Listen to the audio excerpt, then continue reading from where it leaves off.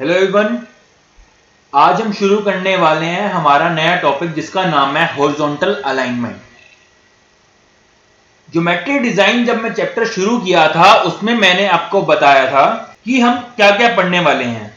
उसमें सबसे पहले मैंने आपको बताया था कि इसमें हम पढ़ेंगे design of cross sectional elements. Cross sectional elements. Next था हमारा साइड डिस्टेंस। उसके बाद था horizontal alignment.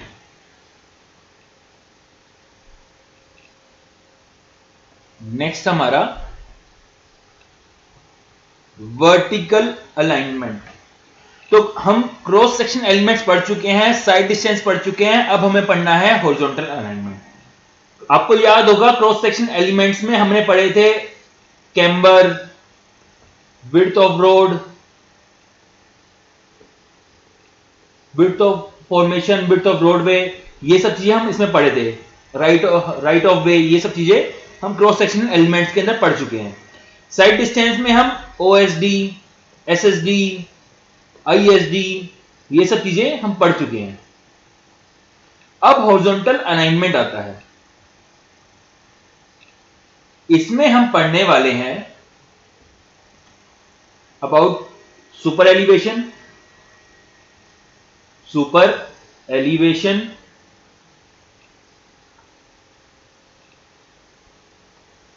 Extra widening,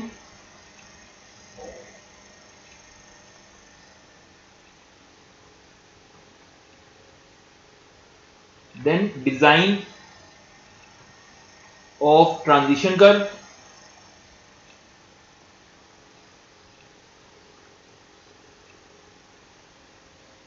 after that setback distance.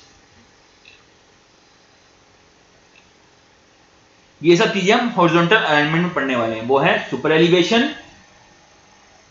It is design of super elevation, then extra widening, then design of transition curve, after that setback distance.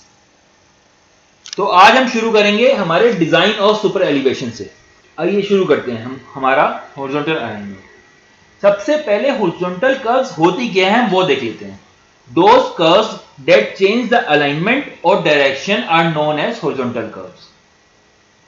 आपको याद होगा जब मैं बता रहा था हॉरिजॉन्टल कर्व के बारे में, पहले मैंने आपको बताया था कि मान लीजिए यहां कोई मेरा कोई ऑब्स्ट्रक्शन है। ऑब्स्ट्रक्शन कुछ भी हो सकता है। एक पॉइंट यहां पर है, एक पॉइंट यहां पर है। मुझे रोड यहां से लेके यहां तक लेके जानी है। तो मेरे पास दो ऑप्शन है, ये चीज मैं आपको पहले ही बता चुका हूं। मेरे पास दो ऑप्शन है, या तो मैं यहां टनलिंग कर दूं और या फिर मैं यहां पर एक कर्व बना के इससे इसको ज्वाइन कर दूं। तो भी मैंने तब आपको बताया था कि टनलिंग करना हमारे एक आसान चीज नहीं है। टनलिंग में बहुत पैसा लगता है, बहुत ज्यादा रिसोर्सेज लगते हैं, बहुत टाइम कंज्यूम होता है। टनलिंग वहीं की जाती है जहां पर हम जो प्रोजेक्ट हमारा बहुत ही इंपॉर्टेंट होता है, जहां पर हम कर्व्स वगैरह नहीं प्रोवाइड कर सकते, टनलिंग वहीं किया जाता है। लेकिन जनरली केस में हम हमारे कर्व्स प्रोवाइड कर देते हैं। अगर यहां पे इस समय तो मैंने हिल दिखा दिया, बाकी समय कोई और भी ऑब्स्ट्रक्शन हो सकता है। यहां पे मान लीजिए कि एक पॉइंट ये है, एक पॉइंट यहां है, तो हो सकता है कि कोई रिवर ऐसे फ्लो कर रही है, तो आप डायरेक्ट नहीं ले आ सकते। आप यहां ये रोड आ रही है, यहां से कर्व प्रोवाइड कर दीजिए। यहां आप बहुत आपके पास ऑप्शन था ब्रिज बनाने का। अगर आप यहां ब्रिज नहीं बना सकते तो अगर ये कर्व ऐसे प्रोवाइड कर सकते हैं यहां से यहां तक, तो वो प्रोवाइड कर देते हैं कई बार। ये तो अलग अलग ऑप्शन है ना हमारे पास, हम कुछ भी प्रोवाइड कर सकते हैं। वो डिपेंड करेगा कि हम रोड का पर्पस क्या है, हमारे पास ये डिपेंड करेगा कि रोड का पर्पस क्या है और हमारे पास बजट कितना है। तो क्योंकि एक ब्रिज बनाना बहुत ही ज्यादा कॉस्टली होता है। सिंपल हमारे रोड बनाने से एक ब्रिज बनाना बहुत ही ज्यादा कॉस्टली होता है। तो ये डिपेंड करेगा कि हमारा प्रोजेक्ट किस टाइप का है। नेक्स्ट एक और मैंने आपको बताया था कि कई बार हम जानबूझ के कर्व प्रोवाइड करते हैं। वो इसलिए कि अगर हमारी स्ट्रेट रोड है तो उसमें जो ड्राइवर होगा वो स्लीपीनेस फील करना शुरू कर देगा कई बार। तो इस बार इसलिए हम कई बार जानबूझे हल्की सी कर्व प्रोवाइड कर देते हैं ताकि जो मेरा ड्राइवर है वो अलर्ट रहे, ड्राइवर को नींद ना आए। तो ये सब रीजन है हमारे एक हॉरिजॉन्टल कर्व प्रोवाइड करने के लिए। अब हमारे आता है कि कर्व किस टाइप की होती हैं। एक होती है simple curve, then compound curve, reverse curve, then spiral curve. ये जो कर्व्स हैं हम डिटेल में पढ़ेंगे हमारे सर्वे में। यहां पर बस इतना जान लीजिए सिंपल कर्व क्या है। ये मेरी कोई रोड आ रही है, एक इधर रोड आ रही है, बीच में कर्व डाल दी, this is simple curve. Compound curve, यहां पे हमारे रेडियस चेंज हो जाते हैं, एक आर एक आर डैश। दो कर्व्स हैं, दोनों का जो हमारा सेंटर है वो एक ही डायरेक्शन में है। और ये रिवर्स कर्व में मेरे जो सेंटर होते हैं वो अपोजिट डायरेक्शन में होते हैं। देखिए इसका सेंटर ये हो गया और इसका सेंटर यहां हो गया, ये अपोजिट डायरेक्शन में है, ये नहीं है। देन हमारी आती है स्पाइरल कर्व। इन सब की प्रॉपर डिजाइनिंग, इन सबको ढंग से पढ़ना हमारे सर्वे में है, तो यहां पर मैं कवर नहीं कर रहा हूं, हम सर्वे में देखेंगे। चलिए शुरू करते हैं। हमारा जो टॉपिक है वो है सुपर एलिवेशन। सुपर एलिवेशन शुरू करने से पहले हम आपको बताना चाहता हूं कि हमारे लिए स्पीड कितनी होनी चाहिए रोड पे, बहुत ही इंपॉर्टेंट है। Design of speed table, design speed table बहुत ही इंपॉर्टेंट है हमारे लिए। क्यों? हमें पता है जब भी मेरा कोई व्हीकल किसी कर्व पाथ पे ट्रेवल कर रहा होता है उस पे एक फोर्स आउटवर्ड लगता है जिसे हम बोलते हैं सेंट्रीफ्यूगल फोर्स, जिसका फॉर्मूला होता है mv²/r। तो इस वेलोसिटी पे डिपेंड करता है कि मेरा सेंट्रीफ्यूगल फोर्स, आउटवर्ड फोर्स कितना लग रहा है। और वैसे भी रोड की डिजाइनिंग के लिए आपको मैंने बताया था हम स्पीड देखते हैं, उस रोड की विड्थ कितनी होनी चाहिए, उसमें हम ग्रेडियंट कितना प्रोवाइड कर सकते हैं। हर चीज के लिए हमारा क्या है, स्पीड इंपॉर्टेंट है। विड्थ के लिए तो आपको एक और रीजन मैंने बताया था कि उसकी हमारे जो व्हीकल है उसकी विड्थ कितनी है। तो आईआरसी ने जो हमें क्या स्पेसिफाई कर दिया था, 2.44 मीटर, आपको याद होगा। तो कई चीजें हैं जो हमारी डिपेंड करती हैं स्पीड पे। तो हम आगे देख लेते हैं। यहां पर सबसे पहले आता है class of road, then plain and rolling terrain, ruling speed, minimum speed, इधर देखिए, देन रूलिंग, देन इधर मिनिमम। अब यहां पे आता है रूलिंग। रूलिंग का मतलब है डिजायरेबल, जो हम चाहते हैं, ठीक है। देन आती है मिनिमम, इतनी तो हम वहां पे होनी चाहिए। तो अगर मेरी टेरेन प्लेन है तो वहां पर नेशनल हाईवे, स्टेट हाईवे के लिए जो रूलिंग स्पीड है, डिजायरेबल स्पीड है, वो है 100 km। ये सब स्पीड जो है इन kmph है, वहां 100 है और जो मिनिमम है वो 80 है। इन एरोस को मत देखिए, खाली एक बार आप जो वैल्यूज हैं वो देख लीजिए। ये एरो मैंने सिर्फ इसलिए बनाए हैं ताकि आपको एक याद हो जाए ये टेबल। 80 यहां पर है तो 80 यहां पर है, देन 65 यहां पर है, 65 यहां पर है। ये याद करने के लिए, इनका कोई रिलेशन नहीं है, ये सिर्फ याद करने के लिए कि टेबल अगर भूल भी जाए तो आप ऐसे याद कर सकते हैं। 80 यहां पर है तो 80 यहां पर होगा, देन 80 यहां पर है तो 80 यहां पर होगा। तो ये स्टेप की आपके मैंने एरो बना के दिखा दी है। अब क्वेश्चन आता है, सर ये प्लेन और रोलिंग क्या है? आप प्लेन एंड रोलिंग कह रहे हैं तो ये है क्या? तो आता है टेरेन का क्लासिफिकेशन। जो हमारा कोड है, उन्होंने जो टेरेन क्लासिफिकेशन किया है वो किया है हमारे क्रॉस स्लोप पे। क्रॉस स्लोप मैं आपको बता चुका हूं, slope provided in the perpendicular direction to the, cross slope को बता चुका हूं मैं, slope provided in the perpendicular direction of the longitudinal. Cross slope में आपको बता चुका हूं, slope provided perpendicular to the longitudinal direction. आपको बताया था कि मान लीजिए रोड मेरी ये है, इसको मैं यहां से काट देता हूं और यहां पे खड़ा होके देख रहा हूं तो मुझे रोड जो दिख रही है कुछ इस तरह की दिखेगी। ये जो स्लोप है थीटा फाई या कैम्बर में आपको बताया 1/n, इसको हम बोलते हैं क्रॉस स्लोप।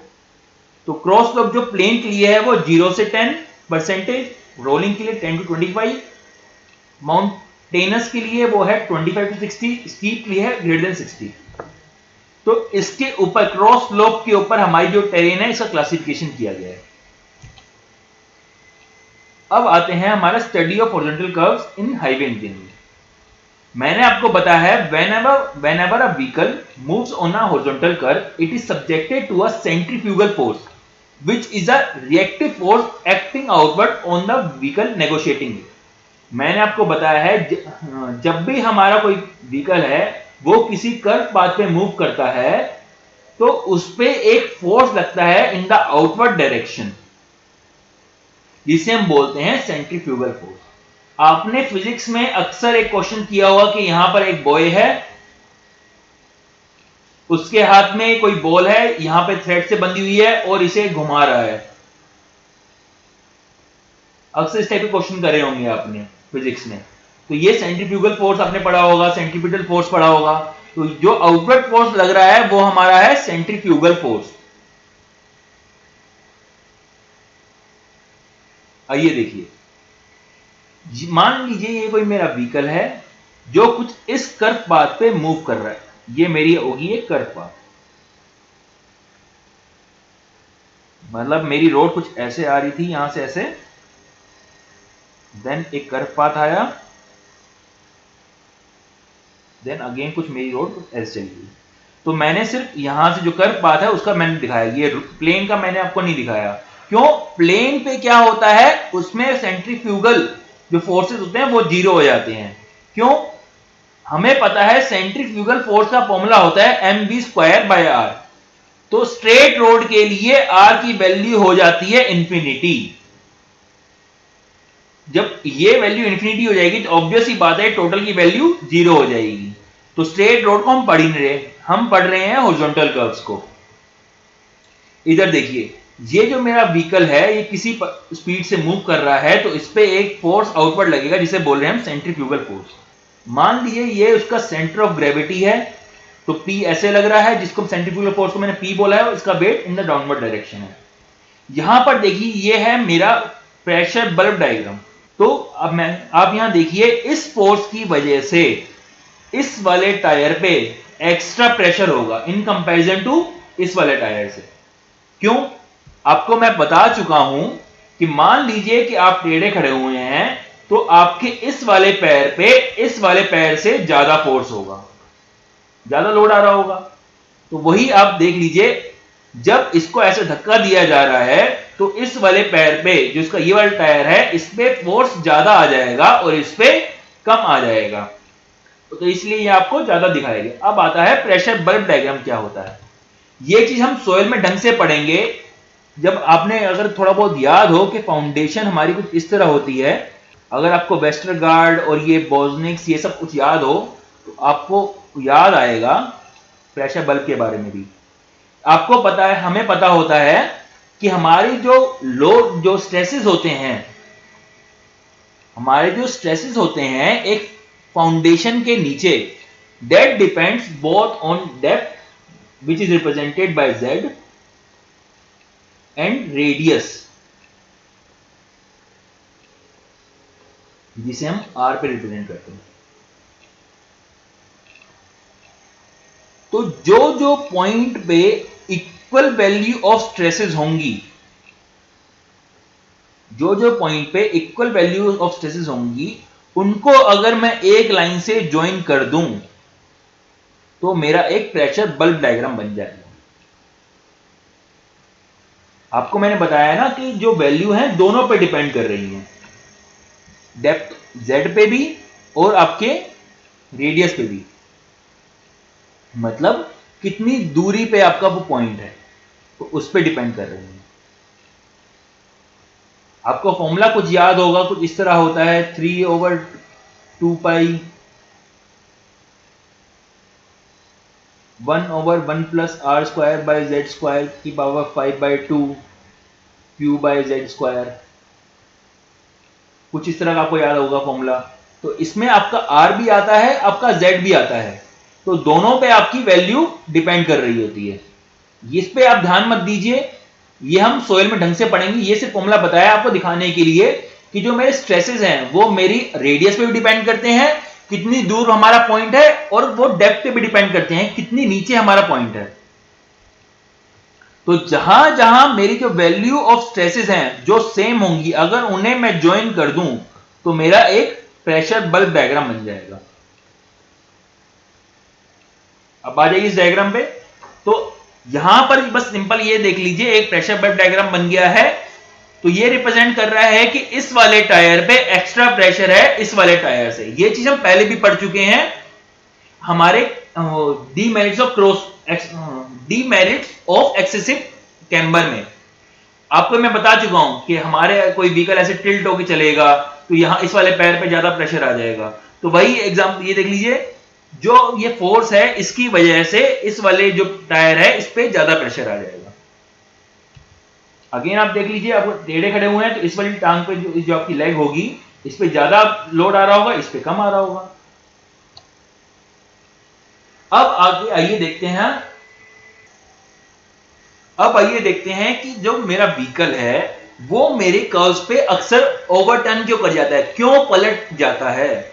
आपने अक्सर देखा होगा वीडियोस में कि मेरा कोई हैवी लोडेड ट्रक है, जब वो कर्व स्पीड से आ रहा हो और कर्व नेगोशिएट करता है तो यहीं पे ओवरटर्न कर जाता है। अब देखिए, ये जो ओवरटर्निंग होती है वो इस फोर्स की वजह से होती है, P, जिसे बोलते हैं हम सेंट्रीफ्यूगल फोर्स। तो अगर हमें ओवरटर्निंग को अवॉइड करना है, फर्स्ट केस है हमारा to avoid overturning, to avoid overturning. अगर ओवरटर्निंग को अवॉइड करना है तो मेरे पास क्या केस होना चाहिए।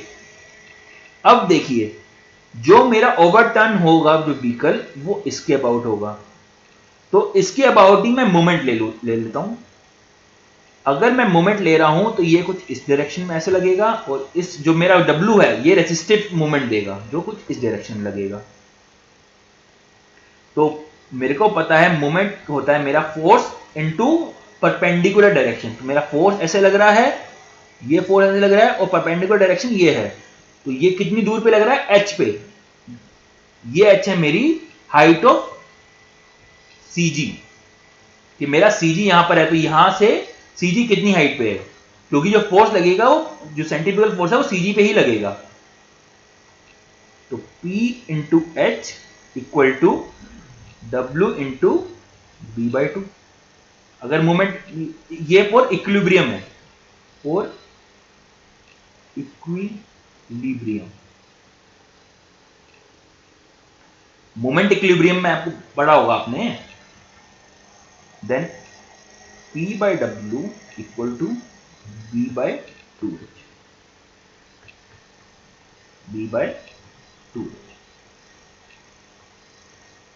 ये आपका इक्विलिब्रियम की केस आ गया कि इस पॉइंट पे जब हमारा इक्विलिब्रियम का होता है कि मतलब कि ये वाला मोमेंट इस वाले मोमेंट के बराबर है, ये on the verge of overturning है। अगर हल्का सा भी एक चींटी ने भी यहां पे आके धक्का दे दिया तो ये वाले जो मोमेंट होंगे ज्यादा हो जाएंगे और मेरी गाड़ी ओवरटर्न कर जाएगी। तो ये इक्विलिब्रियम के लिए है। अगर मेरे को ओवरटर्निंग से बचाना है तो मेरे जो रेसिस्टिव फोर्स है, जो W की वजह से रेसिस्टिव मोमेंट आ रहा है, उसको ज्यादा होना चाहिए मेरे ओवरटर्निंग मोमेंट से। ओवरटर्निंग मोमेंट यहां पर जो मेरा ओवरटर्निंग मोमेंट है, ओवरटर्निंग मोमेंट जो है, this is for equilibrium condition. ये हमारे टू अवॉइड वाले केस का नहीं है, ये खाली आपको समझाया मैंने। अगर मेरा मोमेंट इक्विलिब्रियम हुआ तो मेरी ये कंडीशन बनेगी। अब टू अवॉइड ओवरटर्निंग हम केस देख रहे हैं। जो मेरा ओवरटर्निंग मोमेंट है वो है मेरा PH, और जो मेरा रेसिस्टिव मोमेंट है जो मेरे को बचा रहा है ओवरटर्न होने से, पलटने से जो बचा रहा है, वो मेरा होगा W इंटू B/2। अगर मेरे को इसको ओवरटर्न होने से बचाना है तो ऑब्वियस सी बात है मेरा resistive movement should be greater than overturning movement. so this should be greater than overturning moment, that is PH. So P into H should be less than WB by 2 और P by W should be less than B by 2H। ये आपका आ गया case 1। To avoid overturning, to avoid overturning. Next हमारा case आता है to avoid skidding, to avoid skidding. Skidding मैं आपको बता चुका हूं, घसीटना आपको मैं याद होगा, मैंने आपको दिखाया था स्किड मार्क्स कि जब मेरी गाड़ी ब्रेक लगा देती है वो उसी पॉइंट पे नहीं रुकती, कुछ दूर तक चली जाती है, ठीक है। तो ये हमें इसको क्या बोलते थे हम, स्किडिंग। ये आपको मैं बता चुका हूं। और स्लिपिंग भी आपको मैं बता चुका हूं कि एक ही पोजीशन पे जब मेरा टायर घूमते रहता है लेकिन मेरी गाड़ी आगे नहीं जा पाती, उसको हम क्या बोलते थे, स्लिपिंग। तो टू अवॉइड स्किडिंग। अब जो ये देखिए जो मेरा फोर्स है ये बाहर की तरफ है, तो ये हो सकता है ना ये गाड़ी को इस तरफ धकेल दे, तो ये स्किडिंग तो हो रही है। To avoid skidding. तो फॉर इक्विलिब्रियम, अगर मैं फोर्स इक्विलिब्रियम देखूं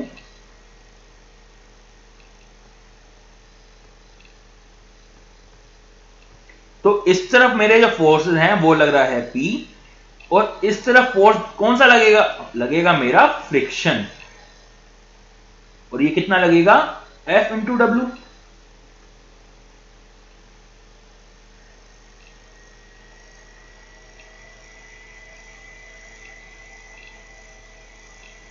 ये फोर्स एक इधर लग जाएगा जिसे बोलेंगे F इंटू डब्ल्यू।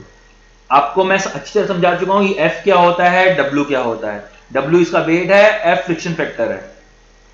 अगर आप नहीं समझ पा रहे तो आप एक बार पिछले लेक्चर में जाके इसको चीज को समझिए।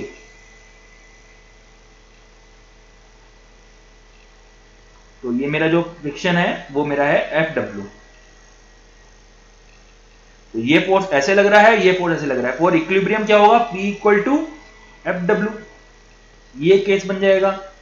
अब अगर मेरे को टू अवॉइड स्किडिंग करना है कि स्किडिंग ना हो,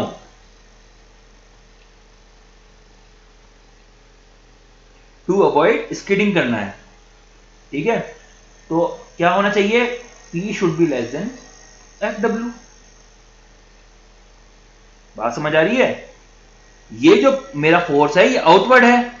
अब मेरा अगर जो फ्रिक्शन है वो ये वाला अगर ज्यादा हुआ इससे तो स्किडिंग नहीं होगी। ये केस आ गया मेरा टू अवॉइड स्किडिंग। अब एक बच्चे का जेन्युइन सा डाउट आता है, सर आप कह रहे हैं कि हमें स्किडिंग को अवॉइड करना है, ठीक है सर, हम ये बस बात को मान लेते हैं। तो आप ये देखिए सर, आप कह रहे हैं Fw को ज्यादा कर दीजिए P से, ठीक है सर। अब देखिए सर ये वाला जो फोर्स है वो ज्यादा हो जा रहा है इस वाले से, ठीक है, तो सर इधर स्किडिंग नहीं हो जाएगी। आप इस वाली स्किडिंग को तो बचा ले रहे हैं, इस वाली डायरेक्शन की स्किडिंग को बचा ले रहे हैं, ठीक है, लेकिन सर जब ये वाला फोर्स ज्यादा हो जाएगा तो सर स्किडिंग तो होगी ना, भले आउटवर्ड डायरेक्शन में हो तो इनवर्ड डायरेक्शन में स्किडिंग हो जाएगी। बात समझ आ रही है। ये बच्चे का अक्सर डाउट आया था कि सर आउटवर्ड डायरेक्शन में नहीं हो रही, आप ठीक है, हम आपकी बात मान गए कि सर ये वाला जो Fw फोर्स है वो P से ज्यादा हो गया, आउटवर्ड में नहीं हो रही। पर सर ये Fw जो फोर्स है सर वो इनवर्ट स्किड नहीं करा देगा इसे, ठीक है। अब देखिए इस बात को,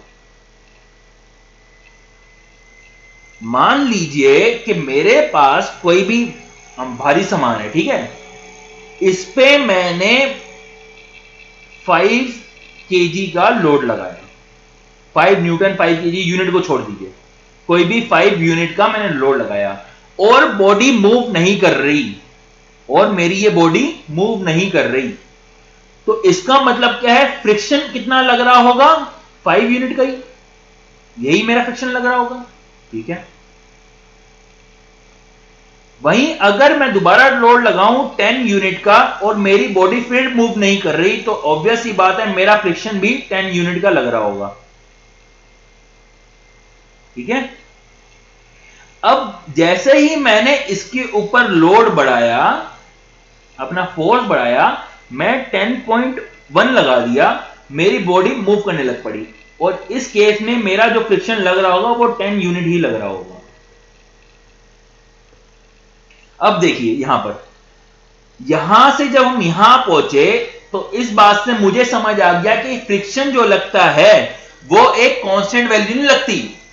ठीक है, अगर आप इधर से 5 यूनिट का लोड लगा रहे हैं तो इधर से 10 यूनिट का लोड नहीं लगेगा, इधर से 5 यूनिट का ही लोड लगेगा। आप इस बात को समझिए ढंग से।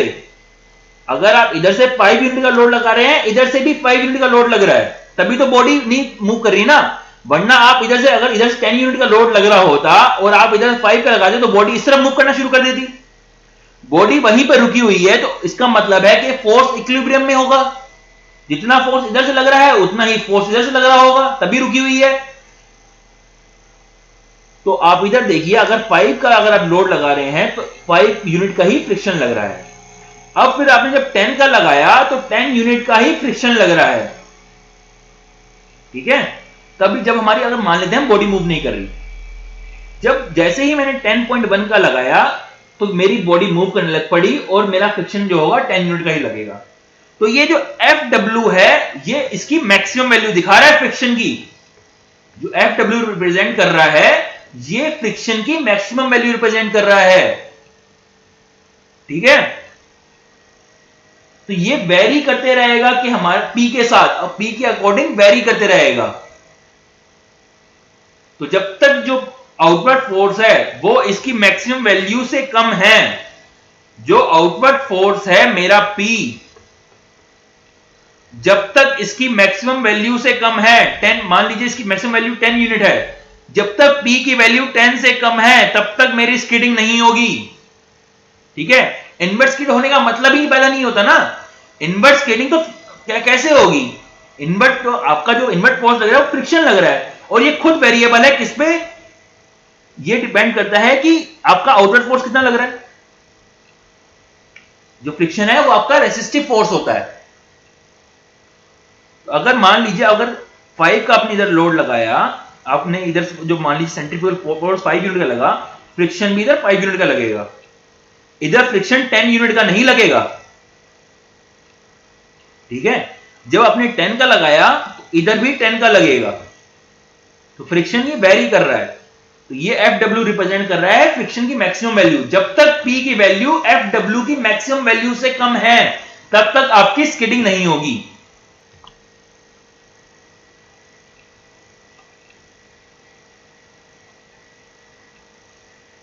तो हमारे पास दो केस आ चुके हैं हमारे पास।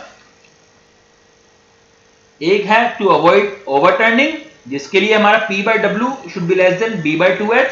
टू अवॉइड स्किडिंग, इसके लिए हमारा होता है P should be less than Fw। हम P/2 को एक नाम दिया गया है जिसे बोलते हैं हम सेंट्रीफ्यूगल रेशियो या फिर इंपैक्ट फैक्टर। सेंट्रीफ्यूगल रेशियो या फिर impact factor.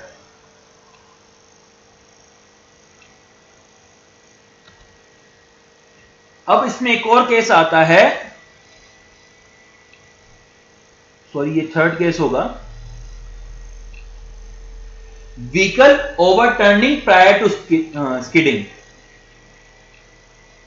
Vehicle overturning prior to skidding, मतलब कि व्हीकल मेरा ओवरटर्न कर जा रहा है लेकिन स्किड नहीं कर रहा। तो देखिए, अगर जो मैंने आपको बताया था कि अगर मेरे को ओवरटर्निंग बचानी है, अगर ओवरटर्निंग बचानी है, मैं बचाने की केस की बात कर रहा हूं, तो मेरा P/W should be less than B/2H होना चाहिए। ये किस केस के लिए था? To avoid overturning. अगर ओवरटर्निंग बचानी है तो मेरा P/W should be less than B/2H था। ठीक है, लेकिन इस केस में मेरा ओवरटर्न हो जा रहा है। इस केस में मेरा अगर ओवरटर्न हो जा रहा है, इसका मतलब क्या होगा? P/W is greater then B/2H। यही तो इसका मतलब हुआ। अगर ये वैल्यू इससे ज्यादा होगी तभी तो ओवरटर्न होगा। P by W equal to B by 2H में, तो इक्विलिब्रियम में था ना। मैंने आपको क्या बताया था, ये इक्विलिब्रियम कंडीशन है। अगर चीटी हल्का, अगर एक चीटी भी हल्का सा इधर से और लोड लगा देगी तो ये ओवरटर्न कर जाएगा। ओवरटर्न करेगा मतलब P बाय डब्ल्यू की वैल्यू किससे ज्यादा हो जाएगी, B बाय 2H से। तो ये आपका केस 1 हो गया।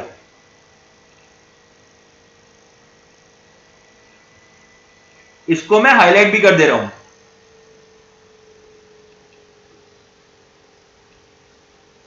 ठीक है, नेक्स्ट अब देखिए, अब मेरी स्किडिंग नहीं हो रही, तो स्किडिंग ना होने के लिए P by W should be less than F होना चाहिए। अगर मेरी स्किडिंग नहीं करानी तो P by W should be less than F। ठीक है, अब देखिए P by W less than F है, लेकिन P by W is greater than B by 2H। From equation 1 and 2, from equation 1 and 2 मेरा B by 2H is less than F आ जाएगा। इस चीज को दोबारा समझ लीजिए, अगर मेरे को मेरा जो व्हीकल है उसकी ओवरटर्निंग बचानी है तो उसके लिए मेरा केस था P by W should be less than B by 2H, लेकिन यहां पर मेरा ओवरटर्न हो जा रहा है, मेरा व्हीकल ओवरटर्न हो जा रहा है। तो यहां पर मेरा ऑब्वियस सी बात है P by W greater then किससे होगा, B बाय 2H से। लेकिन स्किडिंग नहीं हो रही, इसका मतलब क्या है, P by W is less than F। अब यहां पर P by W greater than B by 2H है, यहां पर लेस देन F है, तो दोनों इक्वेशंस क्या हो गया, B by 2H is less than F। Next मेरा क्या केस आता है, ये मेरा फोर्थ केस हो गया, vehicle skidding prior to overturning. ये वाला केस पहले वाले केस का उल्टा है कि मेरा व्हीकल स्किड कर जा रहा है लेकिन ओवरटर्न नहीं कर रहा। पहले वाले केस में वो ओवरटर्न कर जा रहा था लेकिन स्किड नहीं कर रहा था। इस वाले केस के लिए क्या था, B by 2H less than F, और इस वाले केस के लिए क्या हो जाएगा, B by 2H greater than F। अरे ऑब्वियस ही बात है, स्किड कर जा रहा है लेकिन ओवरटर्न नहीं कर रहा। अगर स्किड कर जा रहा है तो P बाय डब्ल्यू किससे ज्यादा होगा, F से। ओवरटर्न नहीं कर रहा, P बाय डब्ल्यू किससे लेस देन होगा, B बाय 2H से। फ्रॉम इक्वेशन 1 एंड 2 जो क्या होगा मेरा, B by 2H greater than F, यही तो होगा। अब हम शुरू करने वाले हैं हमारा सुपर एलिवेशन। सुपर एलिवेशन क्या होता है, यह होता है raising of outer edge with respect to inner edge to counteract the centrifugal force and to reduce the tendency of vehicle to overturn. इसमें क्या होता है कि हम जो आउटर एज होता है हमारी रोड का, उसको उठा देते हैं with respect to inner edge. मान लीजिए मेरा कोई रोड ऐसी है, तो हम क्या करेंगे, यहां से रोड को उठा देंगे इस वाले के रिस्पेक्ट में। ये मेरी रोड यहां से उठी हुई होगी, इसको हम क्या बोलते हैं, सुपर एलिवेशन। इसके उठाने का बहुत ही अच्छा सेंस है और बहुत ही इंपॉर्टेंट है सुपर एलिवेशन। सुपर एलिवेशन और कैंट और banking is the transverse slope provided at the horizontal curve to counteract the centrifugal force. हमें पता है जैसे ही मेरा व्हीकल यहां पर चलेगा, इस पे एक फोर्स आएगा, सेंट्रीफ्यूगल फोर्स, जो इसको ओवरटर्न कराने की कोशिश करेगा या फिर इसकी स्किडिंग कराने की कोशिश करेगा। तो हम पहले से ही इसको ऐसे ऊपर उठा देते हैं ताकि ये जो सेंट्रीफ्यूगल फोर्स है काउंटरएक्ट हो जाए। यहां देखिए, by raising the outer edge of the pavement with respect to inner edge throughout the length of the horizontal curve. When outer edge is raised, a component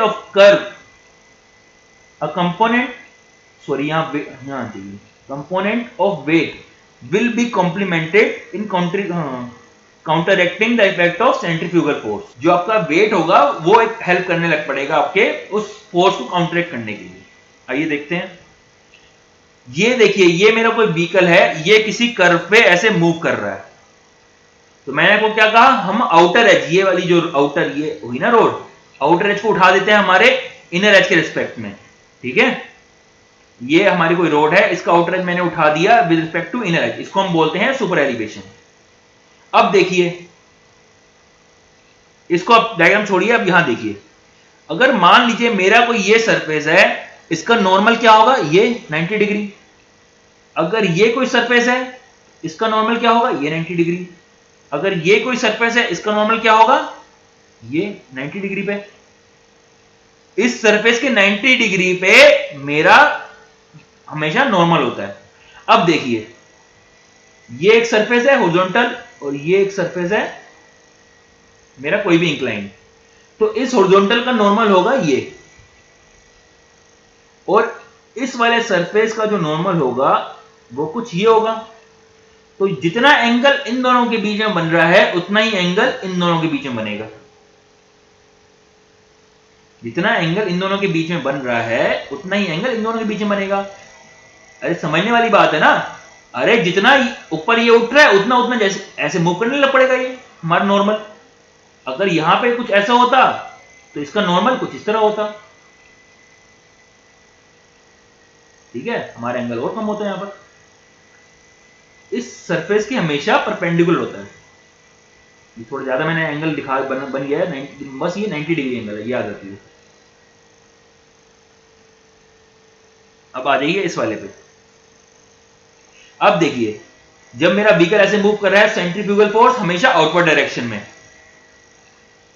अगर कर्व ऐसे move जा रही है तो सेंट्रीफ्यूगल फोर्स ऐसे, अगर curve ऐसे जा रही है सेंट्रीफ्यूगल ऐसे, हमेशा ये आउटवर्ड डायरेक्शन में लगता है। वेट मेरा हमेशा नीचे। अब मेरी जो रोड है उसको मैंने उठा दिया है, तो अगर एंगल यहां थीटा है तो ये भी एंगल थीटा ही होगा। क्यों? इस सरफेस का नॉर्मल तो यही है, और इस सरफेस का नॉर्मल कौन सा होगा? ये होगा। और दोनों के बीच में यहां भी एंगल क्या होगा? थीटा, और यहां भी एंगल कितना होगा? थीटा। अगर ये P है तो ये कितना होगा? P cos थीटा, और इधर कितना आ जाएगा? P sin theta. अगर ये W है और ये थीटा है तो इधर कितना आएगा? W cos थीटा, और इधर आ जाएगा W sin थीटा। आप इस डायग्राम को ढंग से देख लीजिए और कॉपी में बना लीजिए, क्योंकि अगला जो स्टेप है मैं करने वाला हूं आपको समझ नहीं आएगा बिना डायग्राम को। अगर मैं इसका फोर्स इक्विलिब्रियम देखूं तो मेरा क्या होगा? P cos theta equal to W sin theta plus F into W cos theta plus P sin theta. अरे भैया, W का कंपोनेंट इधर आ गया, तभी तो हमने आपको उठाया इस रोड को। मेन रीजन मैंने लिखवाया है आपको। देखिए, एक part a component of weight will be counteracting the effect of centrifugal force. तो एक कंपोनेंट तो हमारा वेट का ही आ गया, W sin थीटा, और दूसरा क्या है हमारा? फ्रिक्शन। अरे फोर्स इधर लग रहा है तो फ्रिक्शन तो इसके अपोजिट डायरेक्शन में लगेगा। तो मेरा क्या हो जाएगा? F इंटू इस सरफेस पे लग रहा है, इस वाले सरफेस फ्रिक्शन लग रहा है, तो इस सरफेस पे नॉर्मल फोर्स कितना है उससे मल्टीप्लाई होगा, खाली W से मल्टीप्लाई नहीं होगा। हमारा जो फ्रिक्शन है वो इस सरफेस पे लग रहा है, तो जो F है वो इस सरफेस के नॉर्मल पे ही लगेगा। कितना नॉर्मल आ रहा है? वो नॉर्मल है P sin theta plus W cos theta. इस खाली FW नहीं होगा, ये नहीं होगा, ये चीज होगी। तो P cos theta equal to W sin theta plus FW cos theta plus P sin theta. अब इस P वाले टर्म को आप इधर ले आइए, तो मेरा हो जाएगा P cos theta minus F P sin theta equal to W sin theta plus FW cos theta. दोनों में से अगर मैं P कॉमन ले लूं तो मेरा हो जाएगा cos theta minus F sin theta, cos theta minus F sin theta. और यहां पर दोनों में से मैं W कॉमन ले लूं तो मेरा हो जाएगा sin theta plus F cos theta. अगर मैं P बाय W लिखना चाहूं तो मेरा बन जाएगा sin theta plus F cos theta upon cos theta minus F sin theta. ये वाला जो चीज है ये डिनोमिनेटर में आ जाएगा। अब दोनों में से मैं cos थीटा कॉमन ले लूं तो मेरा क्या हो जाएगा? cos theta upon cos theta, यहां पर आ जाएगा tan theta plus F upon 1 minus F tan theta. अरे भैया, यहां पर cos नहीं है, अगर cos कॉमन ले रहे हो तो डिवाइड में आ जाएगा यहां पर cos। ठीक है, यहां पर cos डिवाइड में आ जाएगा, तो sin अपॉन cos कितना होता है, tan थीटा होता है। मैंने लिख दिया इस cos थीटा से इस cos थीटा कैंसिल, तो मेरा P बाय W कितना हो जाएगा, देखिए मेरा हो रहा है tan theta plus f upon 1 minus f tan theta, tan theta plus f upon 1 minus f tan theta, यही तो हो रहा है। तो अगर मैं tan थीटा को ये कहूं कि E के बराबर है, चलिए ये स्टेप हमारा भी आएगा आगे। मुझे पता है when theta is very small, theta tends to 0, tan theta equal to sin theta equal to theta, ये मुझे पता है। ठीक है, मैं कहूं आप थीटा को मान लीजिए 1 डिग्री, ठीक है, f की वैल्यू रखिए 0.15 और ये इसकी वैल्यू निकालिए 1 माइनस f tan थीटा की, तो मेरा जो आएगा answer 1 minus 0.15 into tan 1, theta बहुत स्मॉल है, ये आ जाएगा, तो ये मेरा वैल्यू आ रही है 0.9973, ऑलमोस्ट इक्वल टू 1। तो मेरा इस चीज को मैं हमेशा 1 लिख सकता हूं। ये फॉर्मूला इंपॉर्टेंट था, मेरा P बाय W वाला जो फॉर्मूला था tan theta plus f upon 1 minus f tan theta, ये मेरा फॉर्मूला इंपॉर्टेंट है। कई बार आपको क्वेश्चन में अगर tan थीटा दे रखा है और थीटा की वैल्यू थोड़ी ज्यादा दे रखी है, 4 डिग्री से अगर ज्यादा दे रखी है, तो ये वाला इसमें 1 माइनस f tan थीटा करना पड़ेगा। मैं यहां पे एजम्पशन मान रहा हूं कि थीटा इज टेंड्स टू 0, बहुत छोटा है थीटा, तो मेरी ये वैल्यू कितनी हो जा रही है, 1 के बराबर हो जा रही है, और मैं tan थीटा को E मान ले रहा हूं, तो मेरा P बाय W क्या हो जाएगा, P बाय W कितना हो जाएगा मेरा E प्लस F। अब P का फॉर्मूला मेरे को पता है centrifugal force mv square by r, W का मेरे को पता है m इंटू जी, तो मेरा P बाय W कितना हो जाएगा, mv स्क्वायर बाय r, ये स्क्वायर है, इंटू mg, ये कट जाएगा, तो मेरा आ जाएगा v square upon G R. तो यहां से मैं लिख सकता हूं v square upon G R equal to E plus F, मेरी इक्वेशन 1 आ गई। अगर यहां पर मेरी जो b की वैल्यू है मीटर पर सेकंड में रख सकते हैं, ठीक है, क्योंकि g की वैल्यू मेरी मीटर पर सेकंड में होगी। 9.8 में अगर आप g की वैल्यू 9.8 में डाल रहे हैं तो b की वैल्यू भी आप मीटर पर सेकंड में डालिए और r भी मीटर में रखिए। अगर मेरे को अक्सर क्या होता है कि मेरे को v की वैल्यू हमेशा kmph में दे रखी होती है। आप पिछले जितने भी क्वेश्चन देख लीजिए SSD के, OSD के, आपको पता चल जाएगा कि जो मेरी वैल्यूज हैं, जितनी वेलोसिटी की वैल्यूज हैं, वो आपको kmph में दे रखी होती हैं। तो न्यूमेरिकल में अक्सर वैल्यू kmph में दे रखी होती है, तो इसमें हम थोड़े चेंजेस करते हैं ताकि हमारी हम डायरेक्टली वैल्यू kmph में डालें। फॉर v इन kmph मेरा फॉर्मूला बन जाता है b square upon 127r equal to E plus F, तो E plus F equal to v square upon 127r, v in kmph, v in kmph को मैं highlight भी कर दे रहा हूं, इसको भूलिएगा मत। पहले जो आपने फॉर्मूले पढ़े OSD वाले, पहले जो आपने फॉर्मूले पढ़े हैं OSD वाले, VB equal to V minus 4.5, उन सब में मीटर पर सेकंड में है, यहां पर kmph में है। इस वाले फॉर्मूले में v स्क्वायर अपॉन 127r, ये kmph है, इस चीज को ना भूलें। लेकिन जो इसमें r की वैल्यू आएगी, r मीटर में ही रखेंगे आप, r की वैल्यू मीटर में ही रखेंगे।